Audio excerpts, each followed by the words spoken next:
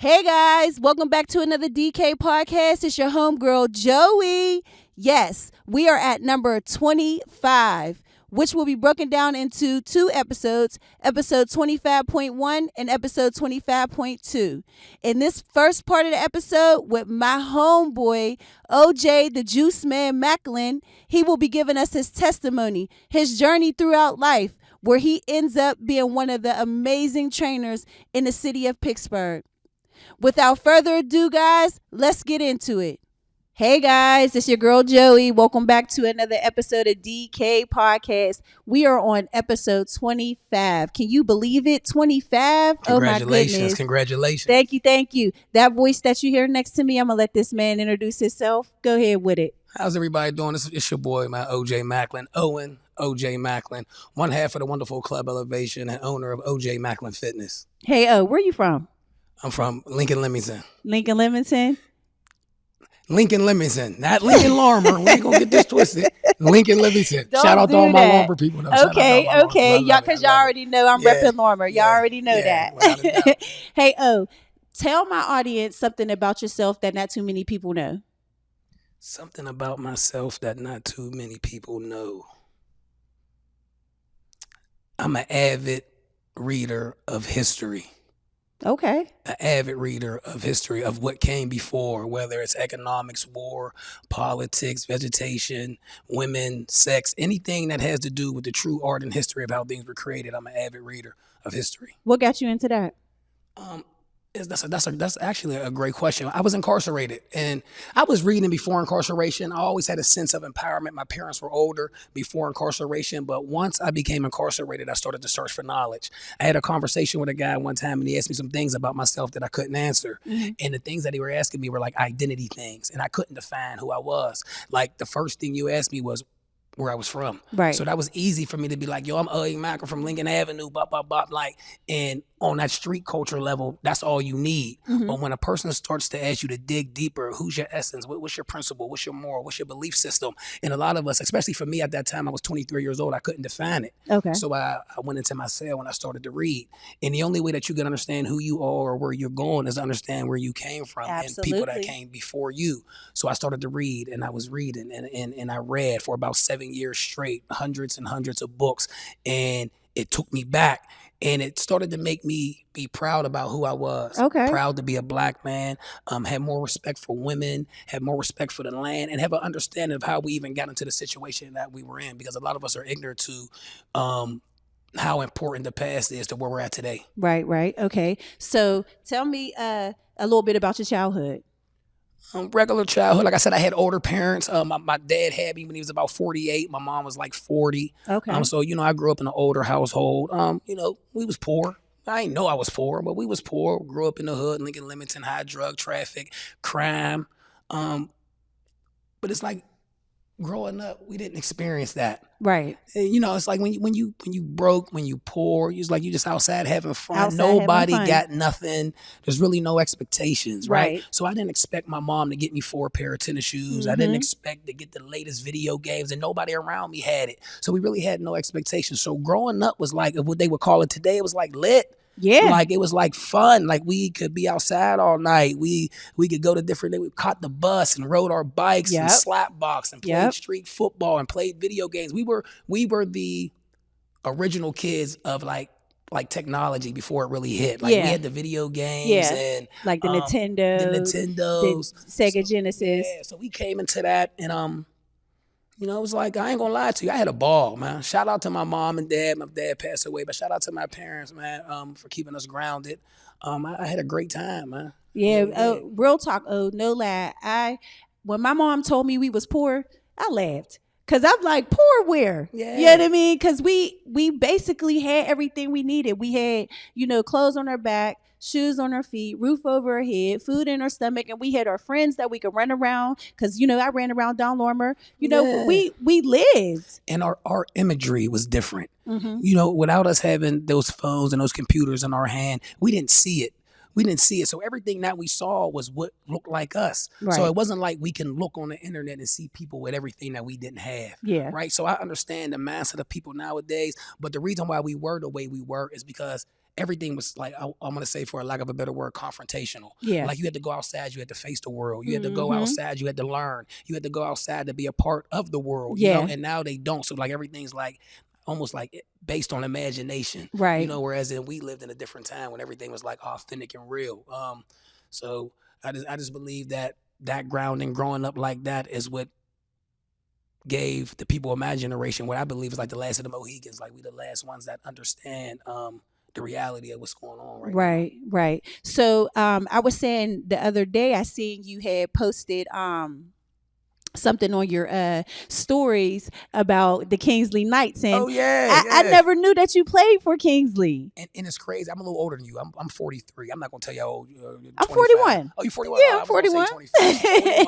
So I remember you, but you got to understand when you're a kid and you're 10 years old and you're 7 or 8, like and that parallels. And I'm like much older than you. Right. If I'm 10 or 11 and you 7, 8. So you might not have been around, but I remember you. I remember your family. I remember y'all coming through. But yeah, I played for Kingsley. My mom was taking me to get a pair of shoes at Davis Shoes. Man, y'all remember Davis Shoes? I'm a 90s baby. Wait, what, you remember the slogan? Davis Shoes and these slippers. I get Yep. my shoes from Davis. Y'all know Davis Shoes and these Liberty. Absolutely. To get some shoes in it's like 90. 91. Now Kingsley had just got kicked out of the organization. I don't know what had happened. Okay. They were gone for a couple years, and this was their first year starting back up. Mhm. So I saw an advertisement in the window, and you know I'm playing street football. We play on a cement with a bunch of kids, and I told my mom that I actually wanted to get into equipment, and she signed me up, and it was beautiful. So me being from Lincoln and Kingsley, like almost being a Larmer organization, right? A lot of people thought that I was from Larmer, right? You know, a lot of people, and that's growing up in the times when there was gang banging and drugs. So our two neighborhoods didn't mix. But the beautiful thing about being young like that, I got a chance to grow up and meet some people from Larmer that I might not have never met if it wasn't for organized sports. And we can get into that right now. We can get into that later because I want to tell you how important organized sports are to the embetterment of a neighborhood. When I grew up, every neighborhood had a team. Yep. And every boy played. Yep. It was like a passage. I don't care if you were good or you weren't. You played, or at least you came and watched. Yep. Right? And it was like everybody knew everybody. Yep. So there's not one person I played Little League football with that I don't love to this day. My name is OJ Macklin. I played for Kingsley. Y'all know. And I see it, and it's nothing but love and respect and honor amongst this.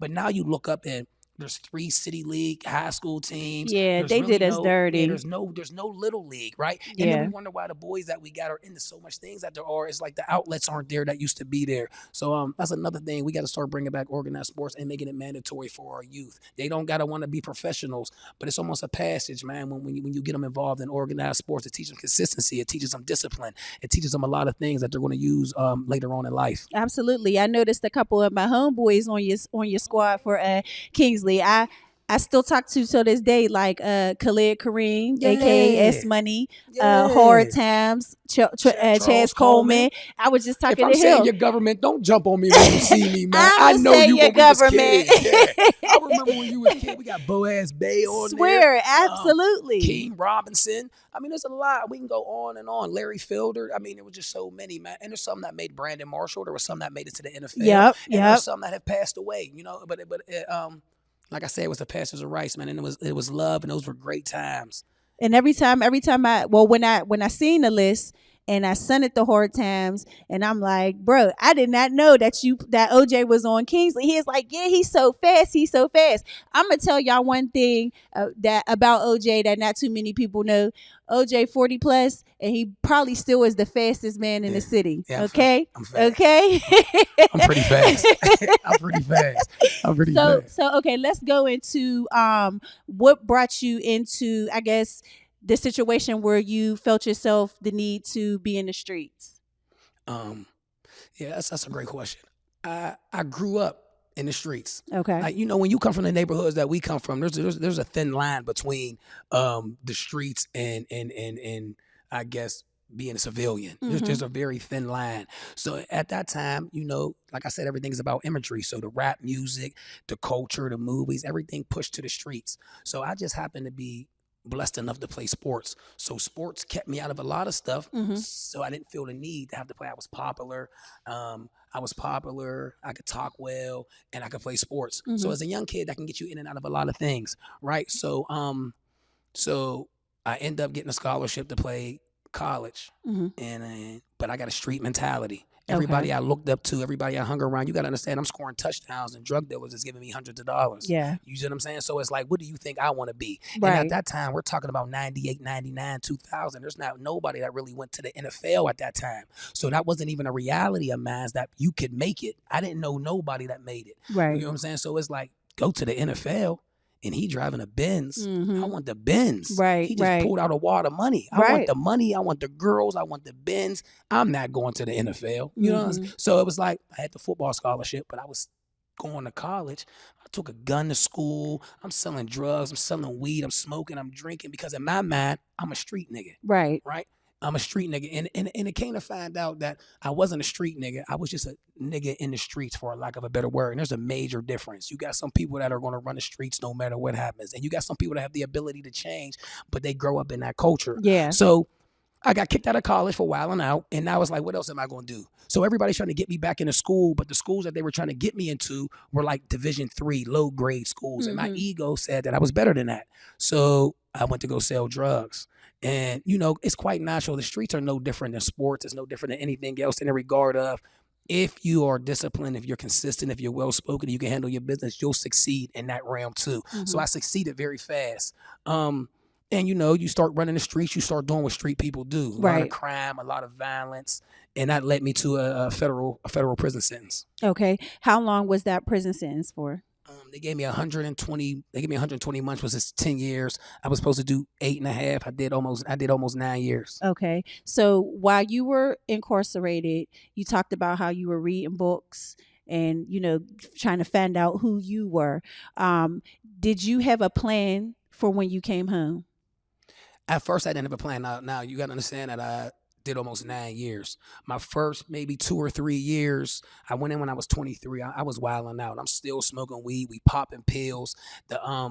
They was giving codeine to the cancer patients, and the cancer patients would be selling it to us, so we would be drinking lean. I mean, I couldn't fathom 2014. I'm 23 years old. Yeah, it's my first time ever incarcerated. I'd never been in jail before in my life. And then the first time that I get locked up, they give me 10 years. So my thing is, I'm lost, right? I'm about to go in here and demand my respect. So I'm getting into fights. I'm smoking weed. It's like, I'm Oi from Lincoln. You know what I'm saying? Right. And it was like I had one day, I had a conversation with a fella, and I tell this story often, but I had a conversation with a young man. He used to hear me speak. And he pulled me up one day and he said, man, listen, man, I like you. I hear you talk often. And then he asked me, he's like, well, what private school do your kids go to? And I was like, they don't go to no private school. He's like, so how many kids you got? And when I told him, he was like, how many of they bills do you pay? And I was like, I don't pay no bills. And he was like, damn, I hear you talking about all this street stuff, man. But he's like, you got your kids out there struggling. You ain't paying no bills. How can you be who you are? Right? And it kind of threw me back. Yeah. He's older than me. He's a polished individual. And when he said it to me, this is the first time in my life that I ain't have no words. Yeah, but he was patient with me. So he asked me 2 questions. He asked me who I was. And I couldn't define it. Like, I really couldn't tell him because I knew he meant past my attributes, my name. Right. And then the second thing he asked me is, what does life want out of you? Because we can all say what we want out of life. We're very self-centered in that regard. So everybody can tell you what they want, but it comes into a thing as what does life want out of you? Meaning that what is your purpose? And I couldn't tell him. And like, I'm a person, I gotta have the answers. You know, I think I got all the sense. I gotta have the answers. So when I drew a blank, it blew my mind. Okay. Right? And it led me to a situation that let me know that I'm not intelligent, I'm not as aware, and I'm not as slick as I think I am. Right? And it took that conversation for me to humble myself and really understand that. And that's when I like got into books and I read. And I was already athletically inclined from playing football and running track. So when I worked out in jail, it came easy to me. Right. And I got better and I got better and I got so good.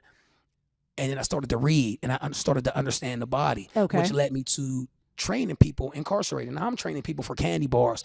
Anybody that I train for a candy bar, you owe me now. That 75 cents has now went up to $200 and I want my money, man, because y'all got out on me. I was training y'all for candy bars. So I'm training for candy bars. I'm on the rec yard. I'm meeting some great people, but I'm reading. And it's like, I'm understanding the body. And a lot of Black people were naturally gifted. So we do things naturally. We don't understand what we're doing. Like right now, you can't tell me the dynamics of the jump rope. Right. You can't tell me how to jump rope, but if I gave you a jump rope, you could jump it. Right. You see what I'm saying? Mhm. So it was like one of those things where it was like, I started to understand why people do what they do, why the body moves the way it moves, Okay. why your back hurt, how I can help your knees. So I started to implement that. And then, you know what I'm saying? I was getting closer and closer to coming home. And I'm going to be honest with you, two things hit me. The first thing was, what can I do when I get home? Right. That kind of resembles the streets. I'm going to be honest with you. And it was like, I'm thinking, man, I could get a gym. In the gym, there's music, right?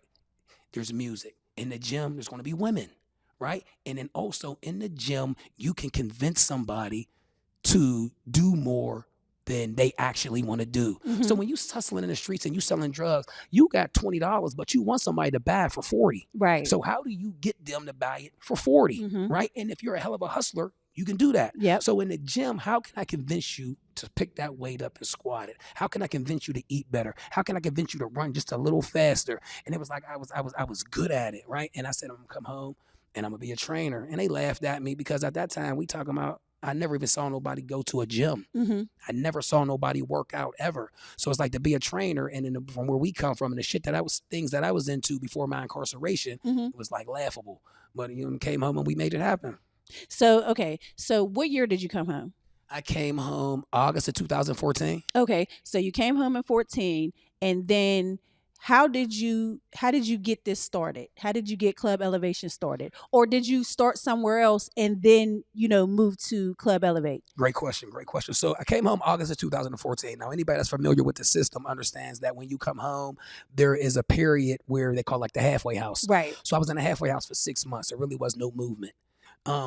So before I came home, I don't want to backtrack a little bit. Before I came home, I deal a lot with the Muslims, with the Nation of Islam. Okay. So, I was attending Jumal with the Nation of Islam, and they brought a Final Call newspaper to me. And they said, listen, OJ, there's a dude out of your city that got a gym in Pittsburgh. So I'm like, what? I'm like, I never heard of that. You know what I'm saying? So when they showed me the article, I read the article, and it was a guy by the name of Charles Cook. He owned a gym called One-on-One Fitness in the Strip District. Okay. So when I saw his name, I got his information and I sent him an email.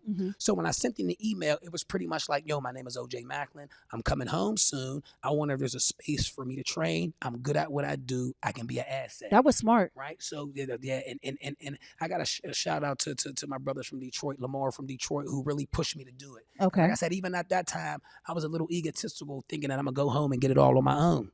Right? So when I reached out to him, Charles never responded. Okay. Right? I'm going to tell you something very wild. So Charles never responded. I'm going to say about a month went past. After that month, the guy Lamar came to me and he said, listen, man, have you heard from the guy yet? And I said, no, I ain't heard from him. And I make a remark. I say, you know how people get when they get in a position of power, when they get some status, right? And I swear to you, right? And this is when we're talking about the power of the creator. That same day that I said that, I went and checked my email, and Charles sent me an email. Get out of here. And the email was saying, if you are who you say you are, come. I got a space for you. Okay. So when I first came home, I already knew what I was going to do. Okay. But Charles was a convicted felon. He had been incarcerated as well. So I couldn't be around him when I first came home. Yep. So what I would do is I would act like I was going to go look for a job.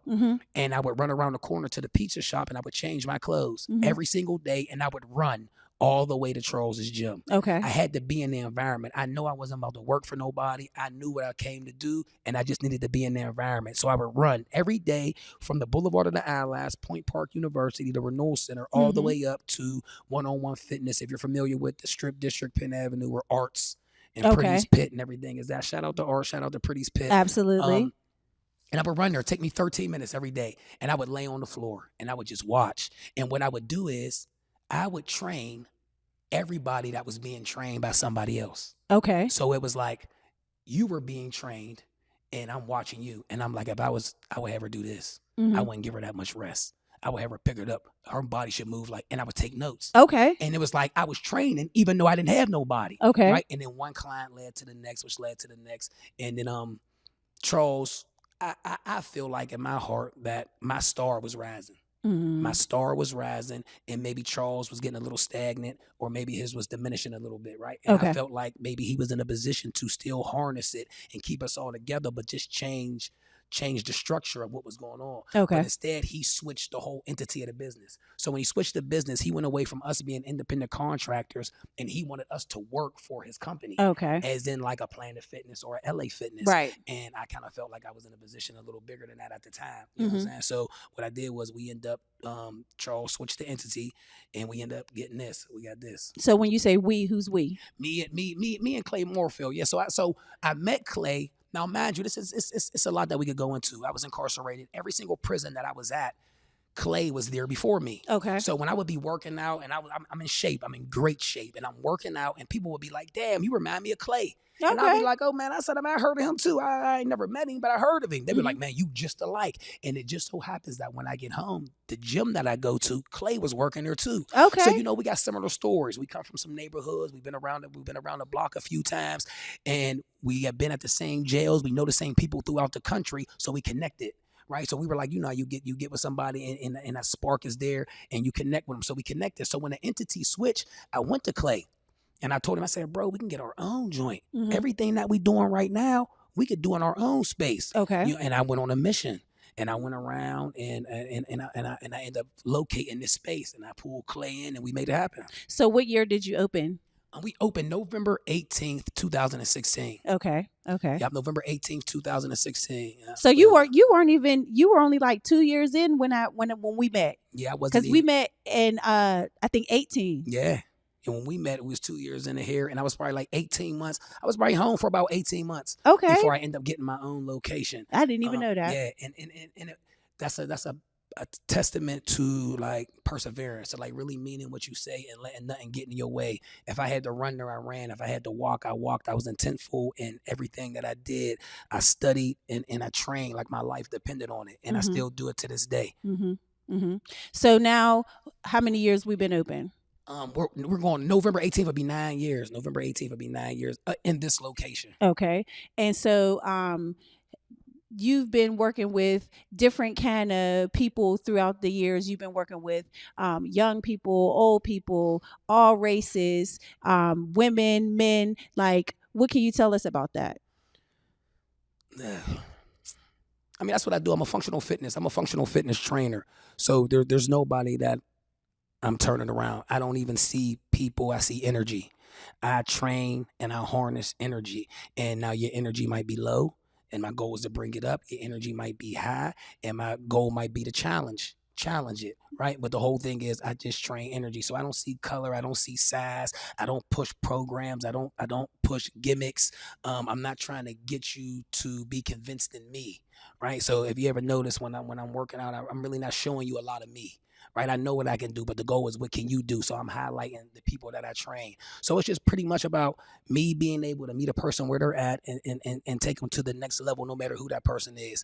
I'm not an athletic trainer, but I train athletes. Right. But I'd rather train the little kid with 2 left feet than to train an athlete that everybody's been patting on the back since he was 6 years old. You know what I'm saying? Because that's how we harness and bring everything together. Sometimes, and this even happens in sports and things, sometimes we focus so much on the cream of the crop that we actually forget that there's a lot of other people that need help as well. So I believe that I've been implemented here to help the people that are forgotten. Right. So that I feel like that's what makes you different from any other trainer. Not that I even train with any other trainer, but I just see and I hear stories from, different people training with other trainers versus what you bring to the table, because you not only bring the actual working out abilities, but you also bring like the meals. Yeah. You give advice on what you should be eating, how you should be eating, and things like that. It's not just about lifting weights with you. Yeah, it's definitely not about lifting weights at all. It's about holistic health. We've been lied to. And they're running a major game on us right now, right? And so my thing is to bring us up to speed and teach us the tricks that are being played, like the food that they're giving us, the type of food that they're giving us, the things that they were implementing in our schools, the nutrition, the water, even fitness itself, right? It's all been made to really hinder us, right? So it's like I come through and I want to explain to you what's real and what's not, right? And that has nothing to do with training. I don't even look at myself like a trainer, right? It's almost like training is the way, it's like that segue that I use to reach my people. Can I teach you about nutrition? Because if I can teach you about nutrition and we can help change your insides, I'm gonna help change your mind. Right. And then I'm gonna change your physical attributes at the same time. Right. So like this this domain that we're in right now, Club Elevation, is only important is because to me it's like a meeting ground where I weed and see who really wants it. Right? It's a meeting ground. And everybody's not ready for me right now. And that might be okay. But you gotta come into this domain. And if you want it, it's gonna show. And if you want it, the results are gonna be endless. And I'm talking about, I've seen people literally change their lives. Right. I've seen women who thought they couldn't get pregnant have babies. I've watched older ladies that have had mobility issues. Now they putting heels on and they dancing all night. I've had people come in here that take 10 medication pills that now take none. That's what I am. Right. And that has nothing to do with how much weight you can lift. It has nothing to do with how fast and how strong you are. Right. You know? And that's what I want to bring to the table. And that's what I want to implement even more in the city. Absolutely. Absolutely. And the city is grateful to have you for sure. Hey guys, thanks again for stopping by to view the first half of episode 25.1 with my homeboy OJ Macklin. Make sure you spin bin. Come back next week and see episode 25.2 so you can get the rest of this man's testimony. God bless. Have a good week, and we're out.